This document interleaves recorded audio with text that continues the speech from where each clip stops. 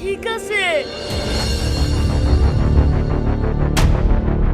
পরীটি আসলে বিশুর কি হয়, পরীটির সাথেও কি বিশুর আগে কোনো সম্পর্ক ছিল? বিস্তারিত জানতে সম্পূর্ণ ভিডিওটি দেখতে থাকুন। হোয়াটসঅ্যাপ গাইস, সবার কি অবস্থা? হাজির হয়ে গেলাম পল্লিগ্রাম টিভি জনম জনমের প্রেম নাটকের পার্ট 2 কবে প্রচারিত হবে এবং এই পর্বে কি সব ঘটতে চলেছে তার অগ্রিম খবর নিয়ে। অলরাইট, এই পর্বে আপনারা দেখতে পারবেন কথায় আছে অতিরিক্ত কোনো কিছু ভালো নয়। বিশুর অবস্থা ঠিক সেটা ঘটলো। বিশুর সাথে কেউ প্রেম না করার কারণে বিশু এবার 4 থেকে 5 জন মেয়েকে তার ক্ষমতা পেয়ে সেই ক্ষমতার অব্যবহারের মাধ্যমে তার গার্লফ্রেন্ড বানিয়ে নিয়েছে। কিন্তু পরিবর্তে বিশু খুব ভালো করেই বুঝতে পেরেছে যে অতিরিক্ত কোনোই কিছু ভালো নয় এবং এক পর্যায়ে সব গার্লফ্রেন্ড যখন বিশুকে গোসল করতে করতে বিশুকে ঠান্ডা লাগিয়ে ফেলেছে এবং তার গায়ে জ্বর চলে এসেছে, তখন বিশু কোনো উপায় না পেয়ে সেই পরীকে ডাক দিয়েছে এবং পরী যখন সামনে আসবে তখন বিশুর সকল অসুবিধার কথা পরীর কাছে শেয়ার করবে। তখন পরী বলবে, আমি তো তোমাকে আগেই বলেছি তুমি আমার কাছে চলে এসো। বিশু কোনো উপায় না পেয়ে একটা কথা চিন্তা করবে যে 4 থেকে 5টা মেয়ের থেকে একটা মেয়ের কাছে থাকা অনেক ভালো। আর এগুলো চিন্তা করে বিশু বলবে, হ্যাঁ আমি তোমার কাছে আসতে চাই, কিন্তু তুমি কে?